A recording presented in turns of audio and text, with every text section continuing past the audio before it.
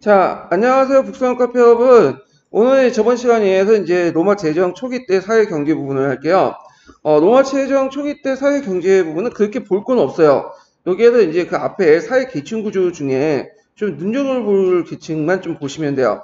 거기 그 에키테스라는 계층이 보이시죠? 네. 그래서 이 에키테스는 기사 계급들이라고 이제 얘기를 하는데, 이 공화정 시기 때 에키테스와 좀 다른 성격을 띠고 있어요. 계층 구성에서. 그래서 이제 이미대로 제가 신에키테스 계층 이렇게 부를게요. 자, 이 신에키테스 계층만 좀 볼게요. 이 신에키테스 계층들은 저 어떤 계층들이냐면 황제권과 관련되어 있는 사람들이에요. 그래서 황제권 밑에서 들어가서 뭐 관리라든지 장교라든지 이걸 통해서 이제 성장의 계층들 이제 에키테스 계층이라고 했죠. 그래서 로마 시대 때 새로운 계층들이 등장할 때 이제 BC 6세기 때는 노브레스, 그 다음에 공화정 후기 때는 에키테스, 그 다음에 이제 이들 이제 제정 시기 때 황제권과 관련돼서 신에키테스 이렇게 이제 기억을 해두시면 돼요. 자, 그러면 이제 요거 내용을 볼게요. 그 세 번째 단락 볼게요. 자, 4단계 많은 순환을 당했던 에키테스 계층은 제정의 성립과 더불어 제국 내 제2 계층임을 공식적으로 인정받았고 새로운 발전의 기회를 발견했다. 그들은 일정한 재산을 가져야 하며 신분을 표시하는 반지를 낄 수 있었다. 그들은 속주의 진세제도 개혁으로 인해 절대적 가난권을 상실했으나, 자, 이 속주의 진세제도 개혁이라는 것은 어떤 의미냐면, 그 아우구스투스, 그러니까 아우구스투스가 그 뭐냐면, 징세제도를 개혁했죠. 처음에는 이제, 첨부제도, 징세 첨부제도가 시작했는데 이게 너무 많이 많으니까, 요 자체 내에서 좀 개혁했다가, 안 되고 아예 폐지시켰죠. 그래서 이제 관리들에게 위임을 시켜버렸잖아요. 자, 이걸 얘기하는 거예요. 그래서 절대적인 간할권을 상실했으나, 각종 법원의 배심원, 군장교, 황제의 재정관리, 그리고 이집트 같은 특수한 속죄 총독으로 임명되었다. 그래서 여기에서 눈여겨볼 게 뭐냐면, 뭐 군장교라든지 재정관리, 그 다음에 특수한 속죄 총독은 다 뭐와 연결돼 있죠? 그 황제권하고 연결됐어요. 그래서 이제 황제권과 밀접하게 관련돼 있다. 그런 걸 볼 수 있죠. 자, 그 다음 아우구스트는 어떤 면에 원로원 위원들이 형식적으로 상위 신분의 명예와 위험을 부여하고 실질적인 면에서는 에키테스 계층을 신임하고 그들에게 문무 요직에 등용한 수조까지 부렸다. 그래서 황제의 개인 재산 이집트 총독은 반드시 에키테스 출신을 임명하고 노마시의 곡물 공급이나 친위대 역시 그들에게 맡기는 것이 좋은 일이다. 그래서 황제권과 이제 그 연결된 새로운 계층, 그러니까 종전의 계층과 좀 약간 다른 에키테스 계층이 등장했다. 이렇게 좀 기억을 해두시면 돼요. 뭐 일반 평민 같은 경우에는 그냥 넘어가시면 될 것 같고요. 그 다음에 이제 이 해방노예라는 게 있는데 해방노예라는 건 뭐냐면 이걸 이제 이해하려면 좀 약간 이제 그 당시 로마 사회를 이해할 필요가 있어. 로마는 노예제도가 있었죠. 그리스와. 근데 이 로마의 노예제도는 그 자기 한 대에서만 끝나요. 한 대에서만 끝나고 일정한 시간 뭐 60세나 뭐 이렇게 넘어가면 그 주인이 노예 해방 노예 그 노예사를 받고 그러니까 그 그 해방 그 노예들한테 이제 그 돈을 받고 놓아줘. 그러면 이제 정부에서 이걸 세금을 부과하는 거죠. 그 주인한테. 자, 그런 제도야. 그리고 그 자식 때는 물론 노예는 결혼을 안 하지만 일단은 뭐 얘가 있다고 생각하면 그 자식 때 같은 경우에는 노예가 이제 아니에요. 더 이상. 그러니까 해방 노예들은 노마 시민권을 얻을 수 없어요. 원칙적으로. 그렇지만 그 해방 노예들 그 자식들이 만약 있다면 이 사람들 노마 시민권을 얻을 수 있어. 그래서 이 당시 해방 노예가 상당히 이제 많았다. 그렇게 이제 보시면 되고. 자, 그 다음에 이제 이들도 상당수가 이제 뭐냐면 상공을 중사에 남북계 재산을 모은 사람도 있고 관료 등용하는 사람도 있고 등등 이렇게 많이 참여했고요. 자, 그 다음에 이제 뒤에 넘어가서 뭐 노마의 경제 구조 같은 것도 있는데 그냥 재정 초기 때는 잘 나갔다 이렇게 기억을 해주시면 돼요. 노마의 평화 시기는. 그래서 뭐 재정 초기 때 경제 부분은 물어보지 않더라고. 대개 보면 이제 물어볼 만한 것이 어디냐면 재정 후기 때 있죠. 그래서 이제 그 자연 경제가 이제 복귀되고 상품화평이 이제 붕괴되고 등등인데 요거는 제가 이제 나중에 서양사 강의에서 그 관련된 내용이 자세히 설명돼 있어요. 그래서 그거 다 볼 수는 없으니까 제가 이제 도표를 통해서 이제 좀 설명하고 넘어갈게요. 이 부분은. 자, 그 다음에 쭉쭉 넘어가서 자, 군인왕제 시대로 넘어갈게요. 군인왕제. 자, 군인왕제 시대 전에 이제 그 세베스조가 있고요. 시야 계통에. 다음에 군인왕제 시대거든요. 그러면 이제 그 내용을 좀 볼게요. 자, 천인왕제도 육친의 정이 약했는지 마르크스 아울리우스 황제는 5대에 계속된 양자제도를 무시하고 그 당시 친아들인 코모두스에게 후계자를 넘겼죠. 근데 얘가 다 말아먹었어. 그래서 결국에는 친위대장한테 죽고 측근대장한테 죽고 그리고 이제 혼란이 다시 일어나요. 그 후에는 뭐 서로 간에 싸움이 막 일어나. 그러다가 이제 그 세베르스라는 사람이 이제 그 뭐냐면 제2에 오르게 되는데 이 사람은 카르타고 출신이라고 하지만 실제 시리아 계통이라고 보고 있어요. 그 계통이. 그래서 이제 그는 곧 친위대 자신의 군대 출신을 개편하고 원로원 계층의 군대 지휘와 속주 총독부터 추방하고 원로원 출신을 군장교로서 잘 메꿨다. 그래서 여기에서 이제 볼 수 있듯이 이 사람은 이런 정책을 통해서 알 수 있듯이 어떤 거야? 일단 이 사람은 군대에 상당히 많이 의지했다. 군대의 권력을.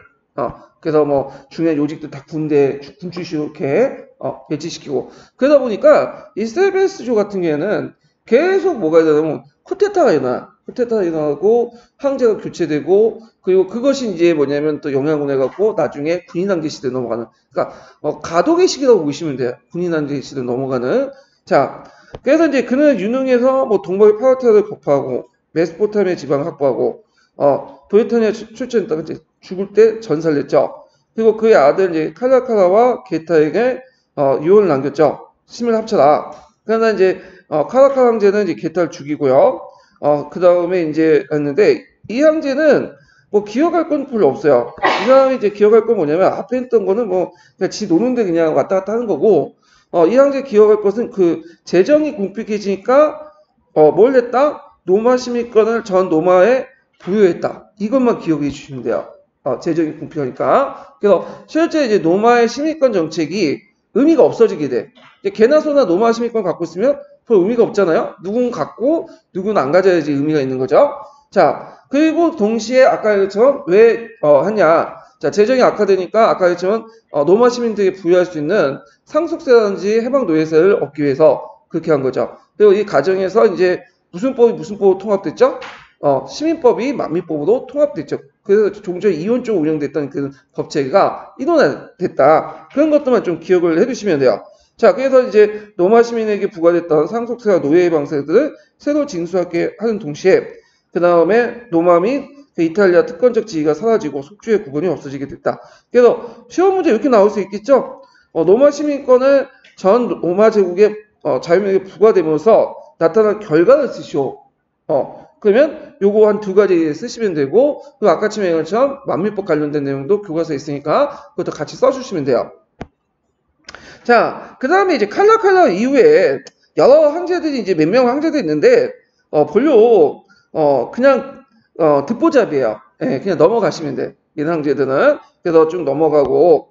자, 그래서 이제 셀베르스 알렉산드라는 황제가 있었는데, 이 사람이 죽은 후에 반세기 동안, 50년 동안 26명의 황제가 번갈아 이제 제위가 오르게 되는데, 이걸 무슨 시대라고 하냐면, 군사령관의 출신을 통해서 황제가 됐기 때문에 이걸 군인왕제라고 하죠. 군인왕제 시대.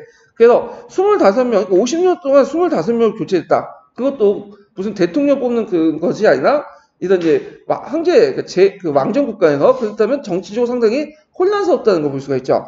그래서 이때는 뭐 그냥 시도 때도 없이 그냥 황제가 교체가 돼. 그래서 이제 부하들 황제 세웠다가 자기 월급 안 주면 뭐 황제 교체시키고 자 그러다가 내부적으로 이게 혼란할 때 외부에서 또 이제 새로운 세력들이 등장해요. 그래서 이제 거기 보면 동방에서는 주로 중동 지역이죠. 자 오랫동안 이제 로마를 괴롭혔던 파르티아 대신에 사산조 페르시아가 흥기를 했고 그 다음에 동방의 국경성이 위협됐으며 다누브로부터 나일강에 이르는 북방 국경세는 게르만족이 끊임없이 침해였다. 그러니까 예전에도 뭐 게르만족이라든지 뭐 중동의 위험은 있었지만 그때 당시에는 그렇게 큰 위험은 아니었어. 5년제 때까지만 해도. 왜냐면 로마가 강했기 때문에 충분히 물리칠 수 있었죠. 근데 군인왕제 시대 때는 정치가 혼란스럽잖아.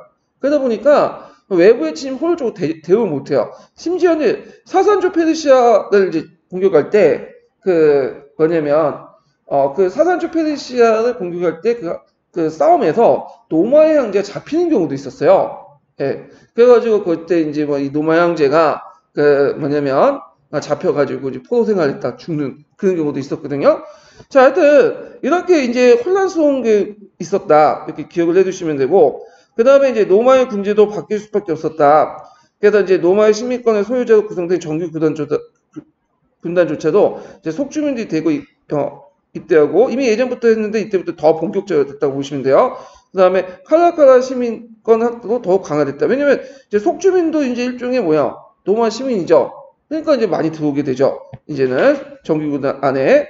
자, 이것은 군대 내 비문명화된 병사의 비중이 커짐에 뜻하면서 특히 국경선에 배치된 군대의 경우에 그런 경향이 심했다. 그래서 이 경우에 아예 주변의 주민들부터 아예 충원했고 생활 근거로서 현실에 마련해주면서 군인직의 아들이 세습화됐다. 그러니까 아까 전에 얘기한 것처럼 그 세습화되면 속주민으로 이제 채워나갔다. 이렇게 기억을 해두시면 돼요. 그 다음에 전수에 있어서 이러한 변경의 주둔과 더불어 기동성이 강한 기병부대가 따로 설치되어 위급한 상태를 대처하게 됐다. 자연 병사 수는 증가되고 그들 또한 봉급이 어떻게 될까? 늘어나죠. 그 다음에 중앙관리 수도 못지않게 증가되고 군대의 장교들은 제대로 이러한 관리를 중요하는 경우가 많았다. 자, 그러니까 이제 군대가 늘어나고 그리고 이렇게 이제 관리 수가 늘어나고 그러다 보니까 그들에게 월급 줘야 되고 그러다 보니까 이제 어떻게 됐어요? 증세의 길밖에 없죠. 세금을 늘릴 수밖에 없잖아요. 그래갖고 이제 세금 징수 책임은 도시의 참사회와 상인, 선주들 또 수공업자에 부과했고 시참사회는 그들에게 부과된 세금을 지주들에게 전가되고 결국 소장농과 그 소농들에게 넘어갔다. 요거는 여기에서는 이제 뭉뚱그려서 도시하고 농촌을 같이 설명하고 있는데 엄밀히 말하면 도시하고 이제 농촌은 좀 다른 거예요. 나중에 설명하겠지만 그래서 이제 결론적으로 얘기하면 이렇게 이제 뭐냐면 세금을 들였다 부으니까 특히 디오클라티우스 황제 때는 어떻게 했어요? 뭐 행정개혁이니 뭐 여러 가지 갖가지 개혁을 하면 돈이 많이 들어가잖아요. 그러다 보니까 이 세금을 그 밑에 시골이라든지 농촌이라든지 도시에 부과하고 그래서 도시에 부과하니까 할당량을 채우다니까 채우지 못하면 많은 사람이 도망가잖아. 그래서 이 도망가는 것을 막는 거죠. 법을 만들어가지고 그래가지고 이제 그 가정에서 이 콜로나투스라는 뭐냐면 특유의 어떤 농장 제도가 형성되는 배경이 되죠. 요 정도만 기억을 해주시면 될 것 같아요. 자, 그래서 이제 이렇게 했고, 자, 이렇게 혼란스러운 군인왕제 시대를 마무리한 사람이 누구냐면, 디오클라티우스 황제예요. 이 디오클라티우스. 그래서 이 디오클라티우스를, 계기로 해가지고, 제정 후반기에 들어가죠. 그래서 제정 후반기 때는 기억할 황제는 두 사람 정도만 기억을 해두시면 돼요. 디오클라티우스하고 콘스탄티누스 황제. 거기다 약간 이제 더 기억하자면 테오도시우스? 예, 그때 마지막 이제 기독교를 국교화시켰고 제국을 이제 동로마, 서로마 이렇게 분화시켜 주는 사람. 요 정도만 이제 기억을 해두시면 될 것 같거든요. 자, 그러면 이제 디오클라티우스 황제하고 이제 그 관련된 내용들, 콘스탄티누스 황제가 관련된 내용을 한번 좀 볼게요.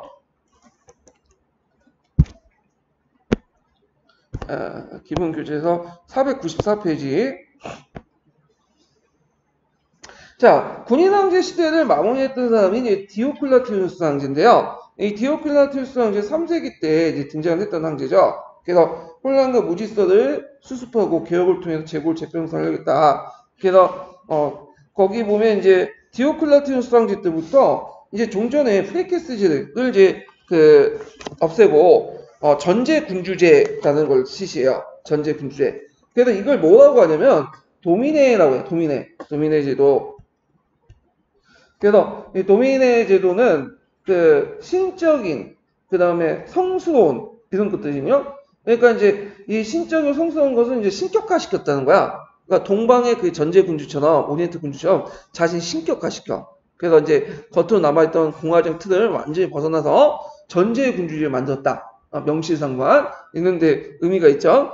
자, 그러면 이 사람의 제도 개혁을 이제 보면 자, 거기 제국을 분할 통치했죠. 그래서 2명의 황제와 2명의 부제를 두어서 그 제국을 행정적으로 구분했어.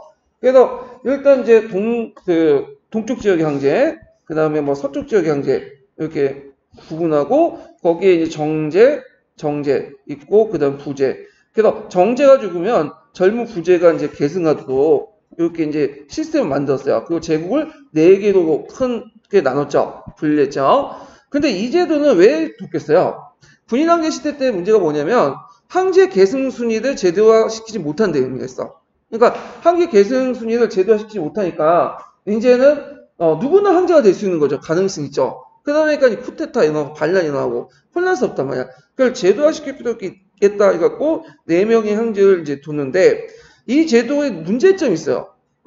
이거는 이때 디오클라티누스 황제처럼 이게 카리스마 있고 능력 있는 사람이 컨트롤하면 잘 운영이 돼 있지만 뒤에 황제들이 그렇게 운영을 잘 못해요. 그러다 보니까 그 여러 가지 문제점이 발생이 되죠. 그래서 오히려 이것 때문에 뭐냐면 또 사방에서 반란이 일어나. 제국이 분열되고 결국에 이 제도는 나중에 누가 없앴냐면 단일제 황제제로 돌아간 게 콘스탄티누스 황제죠. 자, 그래서 디오클라티누스가 최고권을 장악하고 황제 유고시 부황제가 자동으로 계승을 하겠다. 그래서 이제 제2계승에 대해서 군대의 개입을 방지하려고 했다. 이렇게 이제 보면 되고요. 그 다음에 이제 행정개혁도 해요. 이 사람이. 그래서 예전에 한번 시험 문제 나왔던 것이 뭐냐면 수도를 어디로 이제 옮겼냐면 니코메디아로 옮겼어요. 좀 듣보잡이죠. 예. 자, 이 니코메디아는 그 어디냐면 소아시아 지역에 있는 지역이에요. 소아시아 지역. 예. 그래서 그 당시에 제가 이제 그 왜 옮겼는가 여기인데 경제적 원인이 좀 큰 것 같아. 일단은 그 니코메디아 옮겼고 콘스탄티노플 때는 또 콘스탄티노플로 옮겼잖아요. 그 이유는 뭐냐면 이 당시에 이제 그 경제 중심이 서부 지중해에서 동부 지중해로 옮기게 돼요.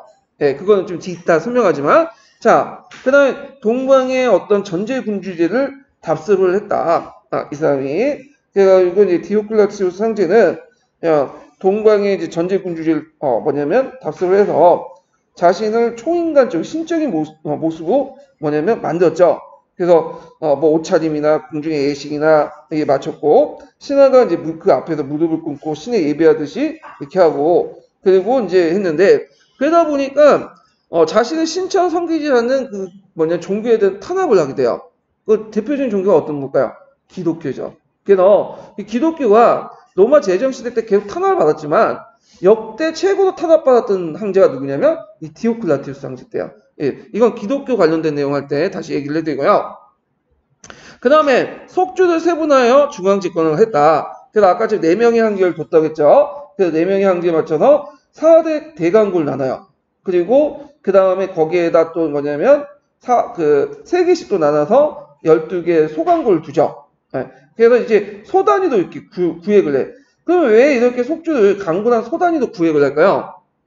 너무 한쪽에 그 지방행정이 크면 이걸 바탕으로 해서 군대가 성장할 수 있겠죠. 그래서 좀 바뀌는 거고 그 다음에 이제 여기도 안 나왔지만 민정과 군정을 분리시키죠. 민정과 군정을. 자, 민정과 군정을 왜 분리시키겠어요? 예전에는 군사정관이 민정까지 맡았어. 막강한 권한을 갖고 있잖아요. 그래서 이제 군대를 약화시키기 위해서 민정과 군정을 분리시켜 나갔다. 이렇게 이제 보시면 돼요. 그 다음에 이제 원론을 이제 거의 축소해서 형식화 시켜 버렸고요. 자, 그래서 노마시 의회 정도로 이렇게 격화를 시켰어. 그러면 이렇게 이제 행정개혁과 군대개혁을 하다 보니까 당연히 국가재정이 어떻게 되겠어요? 사탄이 나겠죠? 많이 들잖아. 그러다 보니까 이제 이것을 뭐냐면 하기 위해서 증세를 하게 돼요. 그래갖고 이제 이렇게 하는데 그래서 이제 어떤 조치를 취하냐. 자, 여기 보면 이제 예전에 이제 갈레도도 이제 했지만 이걸 이제 제도화 시켰다고 보시면 돼요. 자, 그래서 로마 정부가 이제 예상 총액을 결정을 해요. 그래서 내려보내. 일종의 이게 무슨 죄야? 총액제죠. 가나 속죄에 할당하면 도시에서는 참사에서 상인과 수공업자들이 일괄적으로 부과하고요. 그 다음에 농촌의 대지주주나 이제 황제 경영자들이 그 밑에 소작인이나 소낭들에게 부과를 내버려. 그리고 이제 이렇게 했는데 그 당시 소작인들은 먹고 살기 힘드니까 소농들은 대개 제주주에게 자기 땅을 갖다 바치고 그 밑에 소작이 들어가는 경우가 많았거든요. 보호를 받고. 그런데 이런 과정에서 이제 세금이 막 부과되니까 당연히 어떻게 돼? 도망가려고 하겠죠. 그러면 도망을 막아야 될 거 아니에요? 그래서 이 사람이 이제 무슨 법을 통과시키냐면 원조법이라는 걸 통과시켜. 원조법. 원조법 뭐냐면 일단 호족을 만들어요. 호족을 만들어서 거기에 명부에 딱 등록시켜. 그래가지고 거기에 이제 자기 이름하고 자기 가족들 그 다음에 그 직업들 적어놔. 그러면 그 직업들이 계속 어떻게 되냐면 세습이 되는 거야. 세습이 되고 그 다음에 이동의 자유가 어떻게 될까요? 박탈돼요.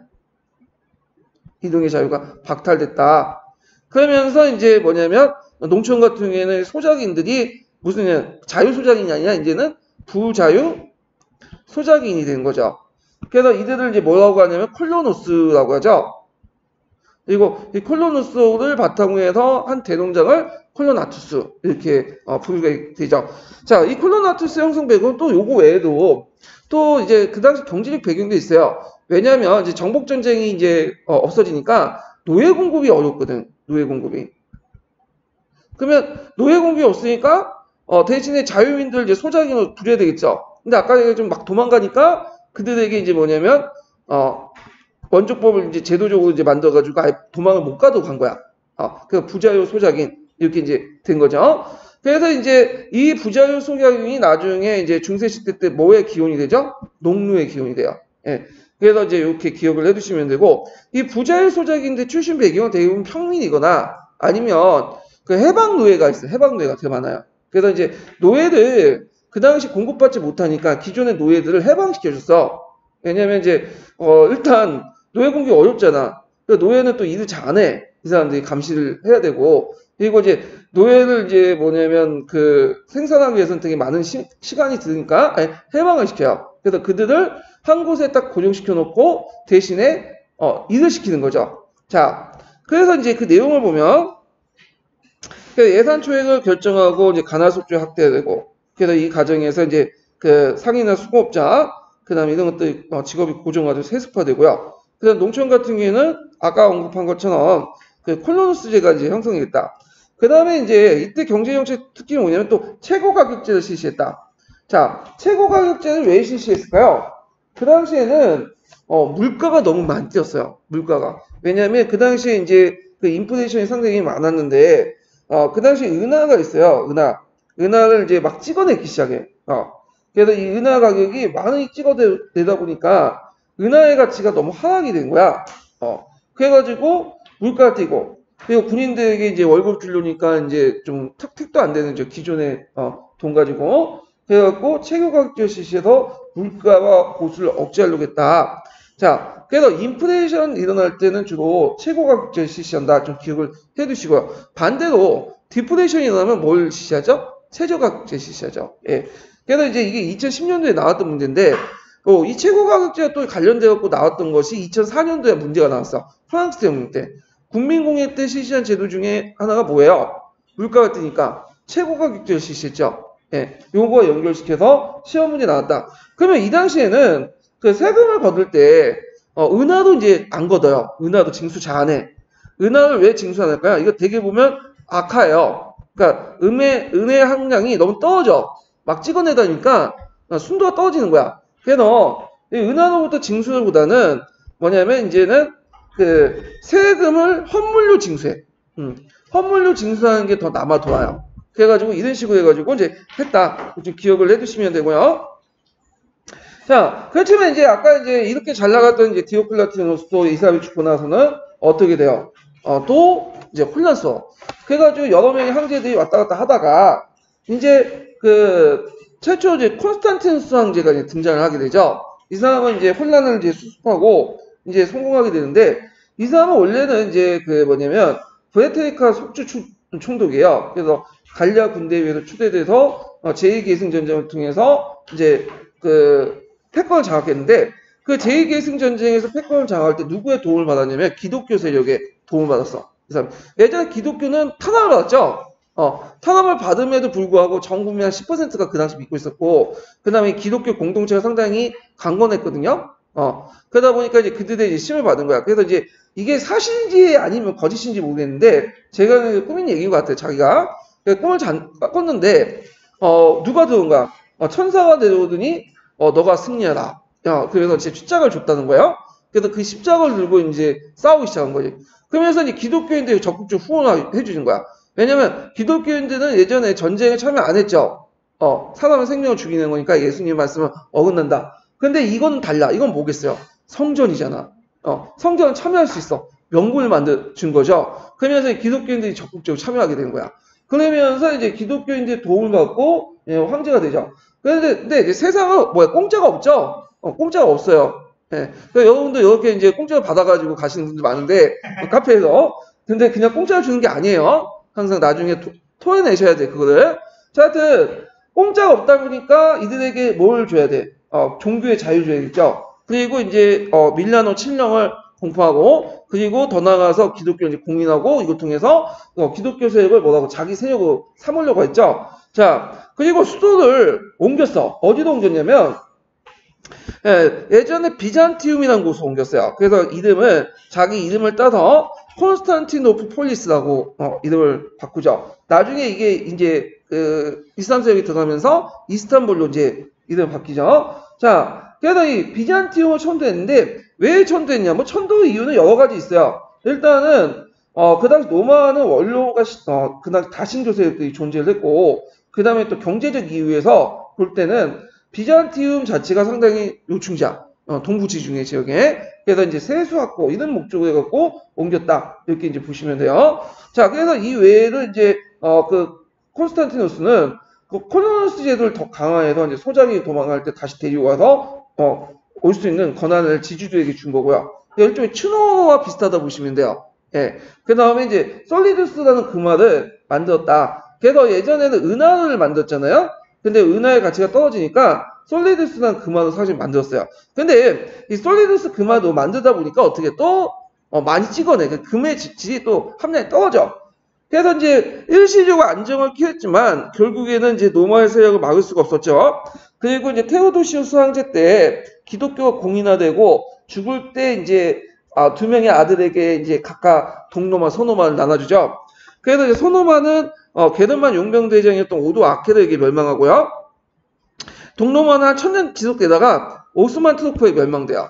그래서 서노마의 멸망은 서양의 고대의 멸망, 중세의 시작이고 그 다음에 동로마의 멸망은 중세의 끝이 되는 거죠. 그러니까 중세의 시작과 끝을 각각 누가 열어준 거야? 예, 서노마의 멸망과 동로마의 멸망이 이렇게 열어줬다. 이렇게 연결시켜서 이제 보시면 될 것 같아요. 자, 그 다음에 아이고. 자, 아까쯤에 제가 이제 로마 제정 시기 때 이제 뭐냐면 그 경제 상황을 좀 더 도표 설명을 할게요.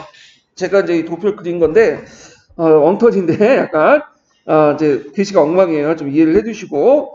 자, 먼저 재정적 이거는 이제 서양사 강의 있는 내용을 이제 요약을 해놓은 거예요. 제가 도표 만드는데 서양사 강의는 딱 읽어보시면 알겠죠. 팩트 중심은 아니에요. 딱 근데 팩트는 아니지만 좀 약간 팩트를 바탕으로 해서 좀 구조적인 내용들이 많아요.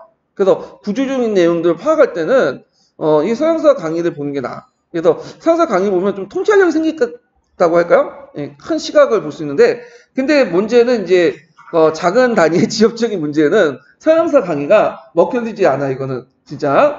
그러면 일단 전체 흐름을 한번 볼게요. 이해 이제 폭을 넓히기 위해서. 자, 재정 전기 때는 자 이때는 이제 보면 로마식의 경영 방식이 라티풍디움이죠. 이것이 이제 이식됐어요. 근데 주로 어느 지역에 이식됐냐면 서부 지중해 지역에 이식됐어. 그러니까 동부 지중해 지역은 아시아 지역이죠. 근데 아시아 지역은 이미 이제 정통적인 생산 방식이기 때문에 이식을 못하고요. 좀 상대적으로 낙후된 이탈리아 서쪽 지역, 그러니까 프랑스라든지 그 다음에 스페인이라든지 아니면 북아프리카 그 연안 지역 거기에 이제 라티풍디움이 이식됐죠. 그게 또 가능했던 게 뭐냐면 전복 전쟁을 통해서 끊임없이 뭐가 공급됐어요? 노예가 공급됐어. 예. 그래갖고 이제 있었고, 특히 서부 지중해 지역 같은 경우에는 그 정통 문화가 존재하지 않아요. 되게 야만적이야.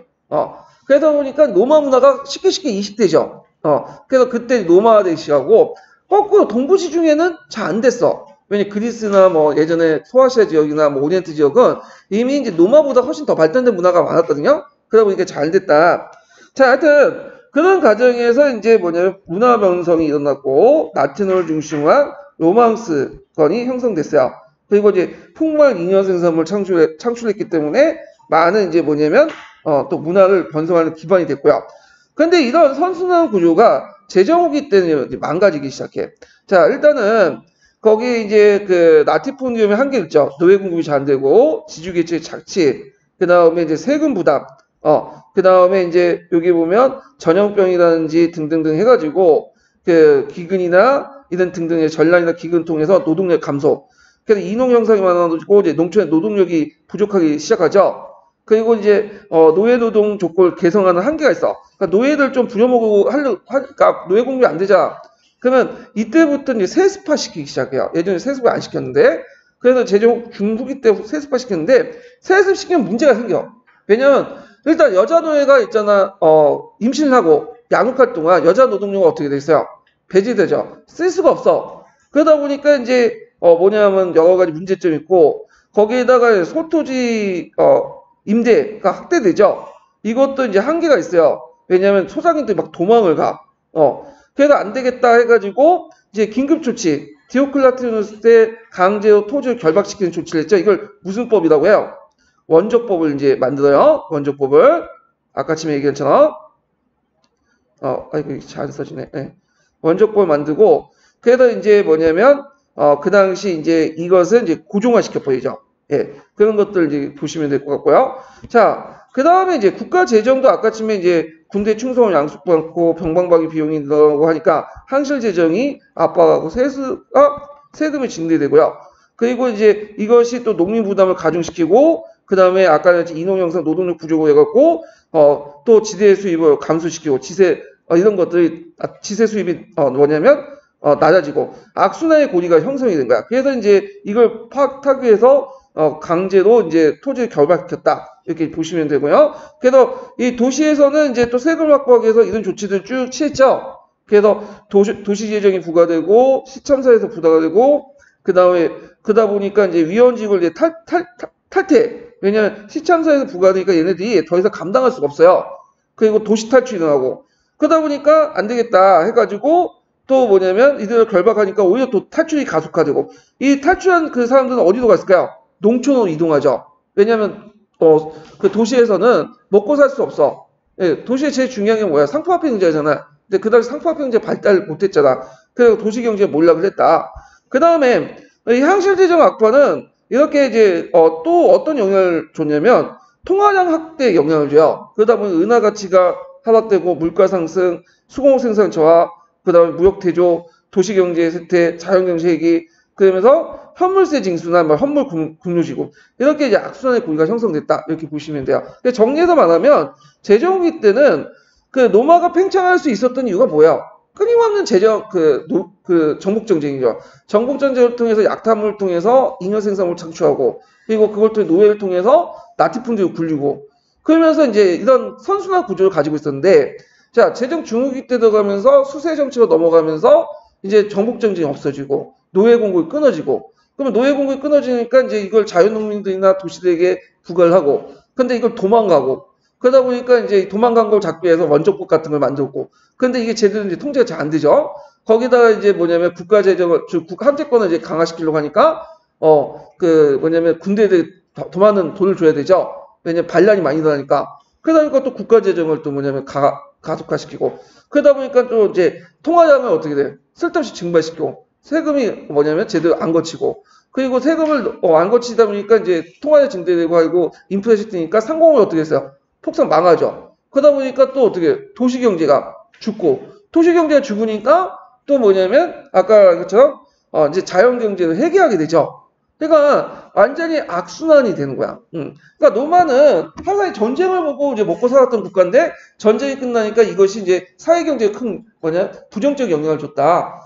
지금 뭐하고 비슷하냐면 이제 약간 미국의 시스템은 비슷한 것 같아요. 노마의 제국들 하는 것이 미국과 비슷해. 미국도 맨날 툭하면 이제 전쟁 일으키고 그리고 이제 산업 살리고 그걸 자금을 마련하고 또 투자하다가 또 안 되면 또 전쟁 일으키고 그렇게 하잖아요. 예, 저 반미주의자는 아닌데 시스템이 비슷비슷해요. 그런 것들이. 자, 그래서 이제 요런 그 대체적인 흐름만 보세요, 이거는요. 그래서 흐름을 좀 설명하기 위해서 얘기를 한 거고. 자, 그러면 개론에 있는 내용을 좀 볼게요. 자, 디오클라티누스는 발칸반도 출신으로 병졸로 몸을 일으켜 군대 추대로 이제 항제가 됐고, 그 다음에 이제 제일 먼저 착수한 것이 제국의 분할 통치인데요. 그래서 두 사람의 이제 항제, 예. 그래서 아우구스투스와 그 다음 밑에 있는 시저, 부황제 두 명을 두고 4개로 나눠서 통치를 했다.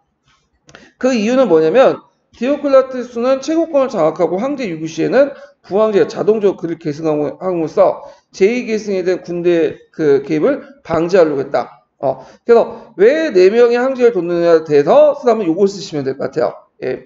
자, 그 다음 디오클라티누스는 수도들 서부의 니코메디아 이거 외워두세요. 이제 기초에 예문에 나왔으니까 나올 가능성이 쓰라고 나올 수 있어. 자, 니코메디아 옮기고 그리고 그의 부양제는 지금의 유고슬라 시롬 이외에 그리고 그리스 포함한 발칸 지역에 통치하겠다. 그 다음에 이제 밑에 들어가면 그 다음 최고권을 가진 디오클라티누스는 노말과 동방에 자리 잡는 중요한 의문을 가진다. 그래서 점차 이제 그 당시 동방의 초인적이고 신적인 전제군주의 기품을 탑승하여 옷차림이나 궁중의 예식도 이에 맞추고 그래서 신하는 그 앞에 그 무릎을 꿇고 신의 예배를 해야겠다. 이걸 이제 도미네제의 특징이죠. 자, 그래서 이제 있고 그 다음에 이제 그 밑에 보면 이제 황제 부황제가 이제 전형적인 무슨 정책을 했냐 하면 빵과 서커스 정책을 했어. 그래서 빵을 주고 서커스를 이제 제공하고 그 다음에 이제 그 밑에 보면 속주를 세분화시켰죠. 크게 4개 단계로 대군구를 맞고 그걸 다시 12개로 이제 묶었어요. 그리고 그 밑에 100개를 줬어. 그러니까 4개 대강구를 두고 거꾸로 써 있는데 그 밑에 12개 강구. 이게 12개인가 한 개 대강구에 몇 개씩 들어가 있는 거야? 3개씩 들어가 있는 거죠. 그리고 그 밑에 100개씩. 예. 100개면 한 개 대강구에 몇 개씩 들어가는 거야? 25개씩 들어가는 거죠. 자, 이런 식으로 이제 묶었다. 자, 그러나 이제 이렇게 소강구를 묶은 이유는 아까 얘기한 것처럼 군사권을 약화시키고 어떤 특정 지역의 특정 세력이 성장하는 걸 막기 위한 건데 문제는 행정구역을 이렇게 많이 나다 보니까 공무원 또는 어떻게 돼서 많이 하겠죠. 그러니까 이제 속주의 관리수가 많이 늘어난 거야. 거기다 이제 군제도 여러 이제 군대도 늘렸어요. 그래갖고 여기 보면 이제 그 군대 개편도 같이 했는데 수도 근방에는 중무장 기병대를 중심으로 기동부대인 야전군을 두고 기동 타격대죠. 이들은. 예. 오늘날 말하면 뭐 그 수기사나 뭐 양기사처럼 이게 전차사단, 기계화사단을 뒀다 보시면 돼요. 자, 그러면 이게 그 기동부대를 두면 돈이 상당히 많이 들어가죠. 중무장 기병대가 일반 보병부대보다도 훨씬 어떻게 돼요? 몇 배나 더 많은 그 군사력이 필요해. 군사비가. 자, 국경지대는 또 병경주둔군을 상주시켜 국경성 수비와 순찰을 담당했다. 그래서 병경주둔군에게 현지민을 충원하고 병역 임무를 세습화시켰다. 그래서 이제 중앙기동부대는 출신을 가지지 않고 우수한 자로 충원됐고 그 결과 게르만 출신의 대다수가 차지하여서 실제 이제 전투에서 병경주둔군은 2차적인 존재에 불과했다. 그 다음에 또 야만족 중에 노마와 협정을 맺은 부족을 노마 지원하에 국경수 수비되고 이때는 아예 그냥 그냥 부족 자체로 이제 스카우트 해갖고 한 거야. 이미 예전부터 있으면 이때 더 가속화됐다 보시면 돼요. 예. 자, 그러다 보니까 군대 수도 늘어나고 그 다음에 군대 중에 해군이라든지 기병의 비중이 높아가잖아요. 그러면 어떤 문제점이 나올까? 군사비가 늘어날 수밖에 없어. 그 많은 군사비를 어떻게 하나? 군사비와 함께 그 다음에 이제 그 관리비 그 봉급을 다 재정 악화도 아까 말처럼 해결할 수 있는 방법이 이제 할당제 실시하거나 아니면 통화의 질을 더 낮춰가지고 보급하는 거죠. 양적 완화 정책을 하는 거죠. 자, 그래서 이제 이와 같은 행정과 군대 개혁은 필연적으로 국가 재정에 큰 압박을 가했고요. 자, 이에 해결책에도 앞에 지적하는 것이 증세의 길밖에 없었다. 한계는 미리 예산 총액을 결정하고 이를 가날 속주에 할당하고요. 속주는 이를 다시 각 도시에 할당했다. 도시에는 증세 책임을 신참사회가 지고 부족한 액수는 참사위원이 보충해야 됐다. 그러다 보니까 어떤 문제점이 있냐? 아까 전에 설명한 것처럼 이 사람들이 참사회를 맡으려고 하지 않아. 왜냐 예전에 이게 명예직이었거든요. 근데 너무 부담이 크니까 안 맡으려고 해. 그리고 도시민들도 이제 뭐냐면 상인이나 수공업자들도 뭐냐면 도망가려고 하니까 뭐였어요?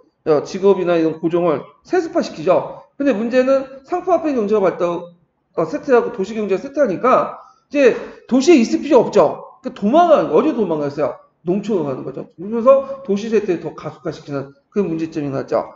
자, 그래서 이제 새로운 세제에서 세금 부과의 최소 단위를 한 사람의 남자가 경쟁할 수 있는 토지 삼고 만약 세금을 납부하지 자가 없을 때는 인접한 지주와 농민 대신 일을 납부했다. 이건 이제 도시가 아니라 농촌과 관련된 거죠. 세금은 물론 대지주나 황제령 경력자도 할당했으나 실질적으로는 그들은 소작인이나 소농민들이 부담했다. 그래야 역시 토지를 포기하는 형상이 생기자 또 도망가니까 또 이들 토지에 결박을 하죠. 그래서 이제 이때 또 뭐냐면 한편으로는 소농들이 그 당시 자기 토지를 기탁하고 대지주에 들어가는 경우가 많아요. 그래서 이제 형성된 것이 이제 콜로누스 제도, 그래서 부자유 소장인 제도라고 하죠. 특히 이제 이것이 그 뭐냐면 콘스탄티누스 황제 때는 더 강화돼서 콜로누스라고 불려진 그 소작인들을 도망갈 때는 지주가 잡아올 권리까지 줘요. 예. 자, 그래서 노예에게 토지를 주어 지주에게 소장을 몰게 하는 콜로누스 유사한 노예 증가다. 이걸 이제 주로 이 노예지만 주로 해방 노예들이 이제 그 대상이고요. 자, 그래서 이제 이 신분이 이제 뭐냐면 나중에 농노하고 이제 비슷하다. 이렇게 기억을 해 두시면 될 것 같아요. 자, 그 다음에 화폐 가치의 이제 저하로 인플레이션 더욱 촉진했죠. 아까 전에 말했죠. 이제 그 정부에서 화폐를 막 찍어내잖아요. 그러니까 오늘날 경제적인 용어는 양적 완화. 이렇게 이제 얘기하죠. 그래서 예전에 이제 미국에서 이제 경제를 돌파하려고 달러를 막 찍어냈잖아. 근데 미국은 상관없어요. 왜? 달러를 찍어내도 기축통화니까, 상관없는데, 요때는 물론 이제 노마의 화폐가 기축통화지만 그만큼 이제 미국의 경제를 뒷받침하지 못하기 때문에 그리고 노마가 이제 영향을 쇠퇴했기 때문에 이제 기축통화의 의미가 좀 약간 약해지던 데거든요. 그러니까 세금을 찍어내니까 이게 이제 물가 상승하고 이제 연결돼. 그리고 이제 현물세 징수를 아까 지금 얘기했죠. 그리고 디오클라티우스가 무슨 제도를 실시했다고 했죠? 최고 가격제를 실시했다. 그리고 모든 물가와 고수를 억제하려고 했으나 실패했다. 이렇게 보시면 돼요. 그 다음에 디오클라티누스 은퇴 후 이제 4명의 황제가 또 내분이 생겼고 결국에 콘스탄티누스가 단일 황제가 되었죠. 그는 그리스교를 공인하고 첫 번째 업적이죠. 기독교를 공인하고 그리스의 신민이었던 비잔티움 자리에 새로운 수도였던 콘스탄티노폴리스를 그 건설을 천도했다. 이 두 번째 업적이죠. 자, 콘스탄티누스는 디오클라티누스 개혁을 보다 더 강화하는 방향으로 개혁해서 동방의 전제군주를 확립하고요. 그 다음에 콜로누스제를 강화하는 등 뭐냐면 사회경제적으로 대체로 전대의 것을 답수했다. 그러면 여기 콜로누스제를 강화했다는 내용은 뭘까요? 아까 이제 서양사 개도된 주에 있는 것처럼 잡아올 수 있는 권리를 줬다. 이렇게 보시면 돼요. 그 다음에 이제 은하가 가치가 떨어지니까 솔리두스라는 새로운 금화를 만들어요. 예, 이런 이제 경제개혁을 했죠. 자, 그 뒤에는 이제 벌벌이 없어요. 이건 내용은 이제 보면 그냥 그 저자의 견해니까 이제 쭉 읽어보시면 되고요.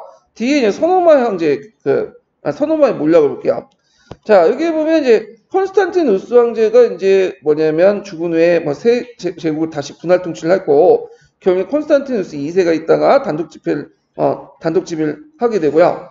그 다음에 이제 그 뒤에, 율리아누스 때는 기독교를 버리고 배교의 부활을 시도했으나 실패했고, 이게 이제 그 서양사 강의 나오더라고요. 서양사 강의. 그때 이제 기독교인들이 어떻게 기독교의 정통적인 종교를 버리냐 하면서 욕을 하는 내용이에요. 그러니까 이미 이제 이때 기독교는 어떻게 되는 거야? 정통이 돼버린 거야.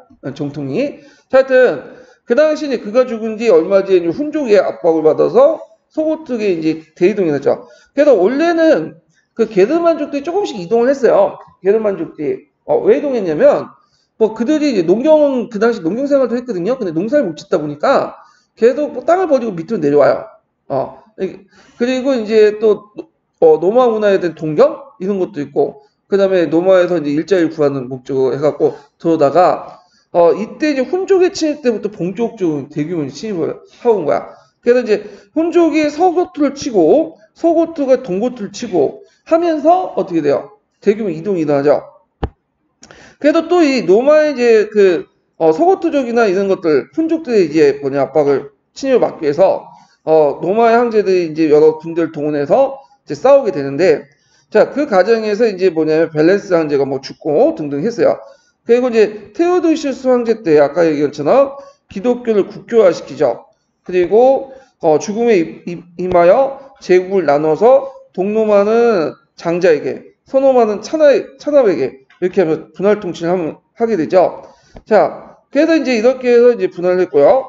그 과정에 게르만은 계속 공격해 들어와서 이제 그 서노마나 이런 그 지역을 야금야금 먹게 되고 그리고 이제 그 당시 게르만의 이제 영내침을 막기 위해서 그 여러 이제 싸움을 하게 되고 훈족도 이제 막게 되고 싸우고 이렇게 되는데 자 이때 이제 좀 눈여겨볼 전투가 뭐냐 노마의 장군 아에티우스라는 사람이 게르만족들의 도움을 받아서 실제 노마군은 그 당시 대부분 누구였죠? 게르만군이라고 보시면 돼요. 게르만족.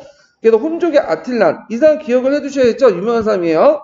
자 아틸란은 카타라우누에서 전투에서 가까이서 이렇게 격퇴했다. 이거 외워두셔야죠. 카타라우누 전투. 듣보잡 전투가 요즘 많이 나오니까 외워두세요. 이 전투 명칭을. 그래서 455년 반달족에 의해서 다시 노마가 약탈당하고요. 그래서 이제 이때 서노마제에 의해서 게르만침을 받고 국가 유지해 나갈 힘이 없었다. 결국에는 이제 그 마지막 황제가 게르만 용병대장이었던 오도 아케도에 의해서 폐위됨으로써 서노마 제국이 이제 망하게 되죠. 자, 노마 제국의 원인 해가지고 여러 가지가 있어. 근데 이걸 지금 학계에서 계속 논의가 있기 때문에 시험 문제는 나올 것 같지 않아요. 노마 제국의 원인을 쓰시오 이렇게는 안 나올 것 같고 다만 여기에서 이제 논의하는 과정에서 좀 기억할 인물은 있어요. 누가 있냐면 그 기본이라는 사람이 있어. 기본. 에드워드 기본이라는 사람이 되게 유명해요. 노마 제국 멸망사라는 책을 썼던 사람인데 예전에 한번 그 시험 문제 나온 적이 있어요. 에드워드 기본. 그래서 에드워드 기본이 왜 노마를 멸망했는가? 이 사람은 두 가지 원인이 있었어. 일단은 기독교 때문에 멸망했다. 기독교가 노마의 참신한 기풍을 무너뜨렸기 때문에 멸망했다. 이것 때문에 되게 욕을 얻어먹었는데 이때. 자, 그 다음에 기독교 멸망, 그 다음에 게르만들 같은 야만족의 침입. 이렇게 두 가지로 이제 이 사람은 얘기를 했어요. 그래서 요 내용들 좀 기억을 해두시고 나머지는 그냥 학자들의 견해니까 그냥 이런 게 있구나 하고 넘어가시면 돼요. 이 부분은. 자, 그래서 이제 이렇게 해가지고 쭉 했고 이제 노마의 문화 부분을 볼게요. 노마의 문화는 상대적으로 볼 건 없어요, 실제 뭐. 그래서 여러분들이 노마의 문화가 이제 현실적이고 실질적인 어떤 성격을 가지고 있다. 이 정도. 그래서 이거는 그리스 문화와 이제 대비되는 거죠. 그리스 문화는 뭐죠? 이상적이고 그 다음에 인간적이고 합리적인 성격을 갖고 있다. 이렇게 이제 볼 수가 있죠. 근데 노마는 또 하나 특징이 뭐냐면 이 사람들은 문해나 이런 철학 같은 것들이 문학이나 철학들이 발달하지 못했어요. 상대적으로 발달하지 못했고 단순히 뭐의 모방이죠? 그리스의 모방 정도 돼요. 그래서 뭐 그렇게 볼 만한 건 없어. 다만 이 사람들이 현실적인 실제적인 성격을 갖고 있기 때문에 이런 문화들은 되게 발달됐죠. 법이라든지 그 다음에 토목이라든지 뭐 건축이라든지 실질적인 것들이 발달됐다. 그래서 뭐 철학이라든지 문화 이런 걸 볼 필요 없고 법이나 토목, 건축 이 정도 중심으로 봐주시면 될 것 같아요. 특히 로마법 같은 게 예전에 한번 게르만법과 비교해가지고 시험이 나왔기 때문에 나올 가능성이 좀 있어요. 법 같은 경우에는. 자, 그러면 노마 문화의 이제 전반적인 것들을 이제 보기 전에 이제 이 부분을 보기 전에 한번 심화 강의 교재에서 이제 잠깐 찾아서 볼게요. 자, 노마 문화의 특징은 서양의 고전 문화를 완성시켰다. 종합적이고 철학적이다. 그래서 노마를 일종의 이제 호수라고 비교하죠. 그래서 예전의 문화를 이제 융합을 시킨 다음에 후대에 큰 영향을 줬다. 이렇게 이제 보시면 돼요. 그래서 이제 있고, 그 다음에 아까 실용적인 실제적인 문화가 발달됐다. 실용적인 실제적인 문화가. 자, 그래서 법률, 토목, 건축, 이런 것들이 발달됐고, 그 다음에 기독교가 전파됐죠. 그래서 이제 로마가 이제 초창기 때 기독을 탄압했지만, 이제는 기독교도, 로마가 또 공인받고, 로마의 틀, 제국 안에서 확산돼 나가죠. 보편적 이념으로. 세계 종교로 이제 확산돼 나갔다. 이렇게 이제 보시면 될 것 같아요. 자, 그 다음에 문학이나 철학은 별 볼 일 없어, 진짜. 이거는 그리스의 그냥 모방이야. 다만 이제 약간 뭐 스토아파 같은 경우에는 그 자연법 사상이 영향을 주고 대표적인 사람은 이제 아까 이제 마르쿠스 아울리누스 정도 황제 요 정도고요. 자, 역사 부분은 예전에 한번 시험 문제 나왔기 때문에 좀 볼 필요 있어요. 자, 일단은 리비우스가 로마사를 저수했고요.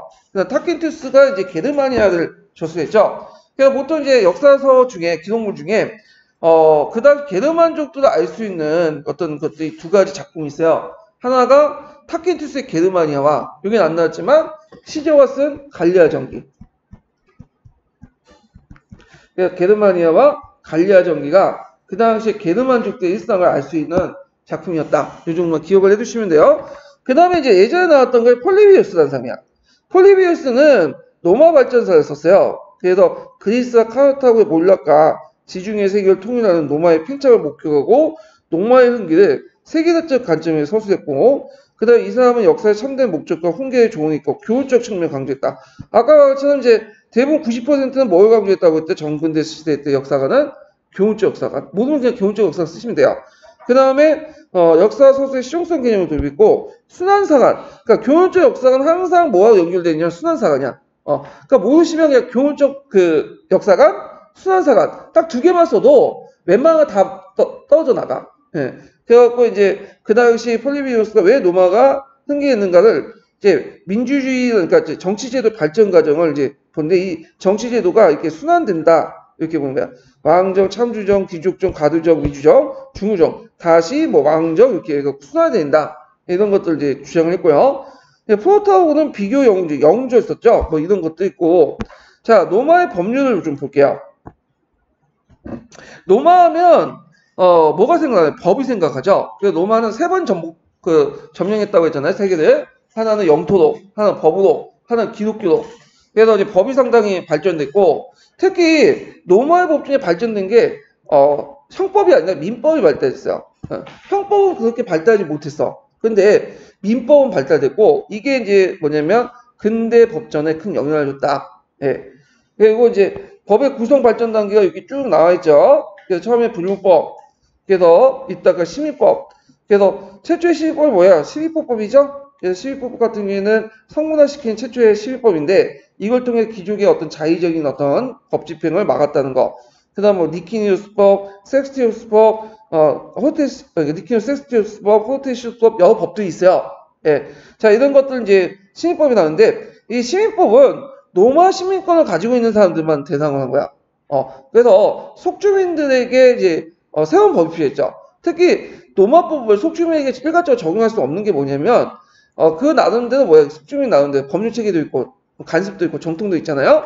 그래가지고 이제 좀 약간 포괄적인 만민법을 만들었어요. 그래서 해당 지역의 문화의 법과 법을 고려해서 만민법을 형성했고 국적에 상관없이 정리했다. 그래서 이제 이렇게 했고, 근데 이제 황제 카라칼라가 로마 제국 내 로마 시민권을 부여하는 과정에서 제국 내 모든 주민들이 공통으로 정의했다. 이 만민법을 기억을 해두시고요.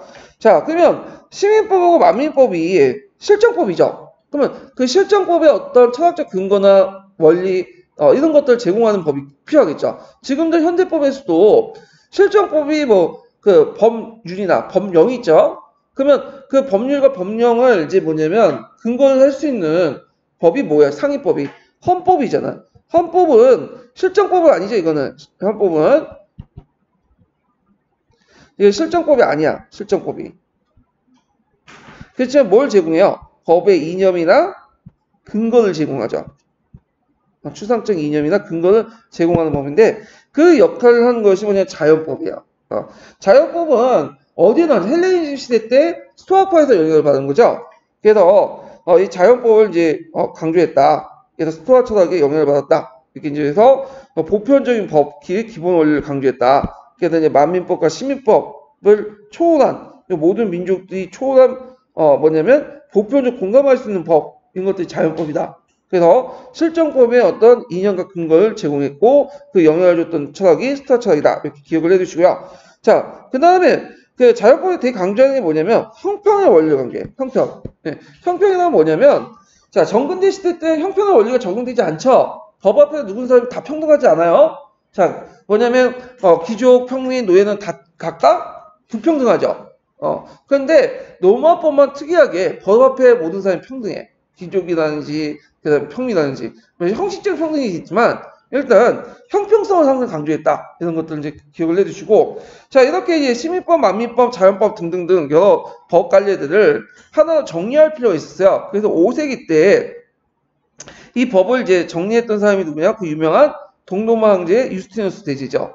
그래서 방대한 양의 사례들 하나의 이제 추상적인 문구, 몇 개의 추상적인 문구를 이제 분류해서 정리를 하기 시작했는데 이런 것들이 이제 뭐냐면 로마법 대전이다. 그러니까 대전이라는 것은 새로운 법을 만드는 게 아니라 기존의 법을 어떤 일정한 원칙에서 정리했다고 보시면 돼요. 그러니까 건국대정이라는 것도 새로운 법을 만든 게 아니죠. 기존의 법들을 어떤 일정한 기준에 따라 정리한 거잖아요. 자, 그 다음에 이제 또 그 로마인들이 실용적인 실제적인 모습들을 보여줄 수 있는 게 뭐냐면 이 건축과 토목이야. 그래서 이제 그 로마인들의 실제적인 현실적 모습이 반영되고 제국 통치의 원활성을 위해서 만드는데, 자, 건축 같은 경우에는 그리스를 모방했다고 보시면 돼요. 그래서 그리스의 코린도 양식에 모방을 했고, 그 다음에 이게 좀 능력이 뭐냐면 콘크리트 공법을 사용했다는 거야. 지금 콘크리트 공법에 의해서 높은 건물도 올리잖아요. 근데 중세시대 때는 이제 정근대 시대 때 콘크리트 공법을 잘 몰랐어요. 근데 유일하게 알았던 사람들이 노마예요, 노마. 그래서 이 콘크리트 기법을 통해서 고층 건물도 올랐어요. 그래서 5, 6층짜리 아파트도 만들고 그래요. 지금 대단한 거죠. 왜냐면 5, 6층짜리 아파트 정도면 우리가 이제 삼국시대 이전에 그러니까 우리 시부터 고조선 때 그 5, 6층 정도 요 정도의 건물을 만들었다는 거야. 그런데 이제 문제는 있긴 있어. 왜냐면 이게 철근 콘크리트용이 아니기 때문에 많이 무너졌어요. 아파트 살다가 죽은 사람들이 많았다고 해요. 예. 자, 그 다음에 그 외에도 뭐 만약에 여기는 안 나왔지만 그 건축술 중에 잘 본 게 이제 뭐냐면 목욕탕. 이 목욕탕을 많이 만들었어. 네, 로마에서는.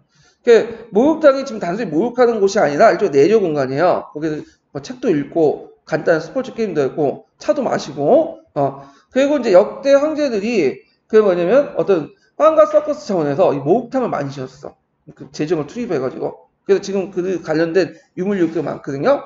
그래서 이제 목욕탕이 있다. 그래서 로마 시대 때 그러면 너무 목욕을 많이 했으니까 뭐 유행병이 별로 없었겠다 생각하지만 유행병이 되게 많았어요.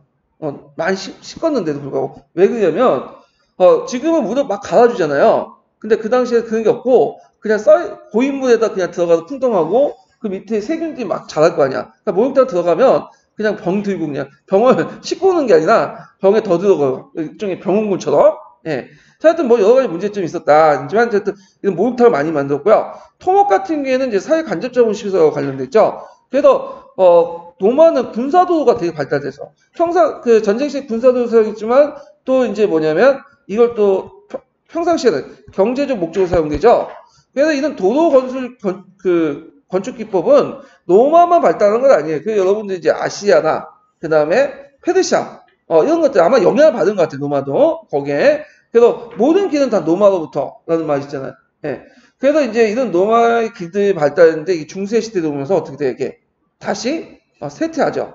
그래서 이제 오랫동안 벌어지고 자 그다음에 교장 수도라는 거는 여러분들 아시피 물이 통하는 길이죠. 그래가지고 이제 산이 있으면 도시가 있으면 수도기를 해가지고 이렇게 이제 쭉 물이 내려올 수 있도록. 그래서 로마는 상수도와 하수도 시설이 상당히 잘 돼 있다. 이런 길을 통해서 이렇게 이제 보면 되고 자 그다음에 로마의 종교 관련된 내용인데 요거는 이제 나중에 서기 한번 읽고 요 부분 종교하고 기독교 관련된 내용을 이제 보고 넘어갈게요.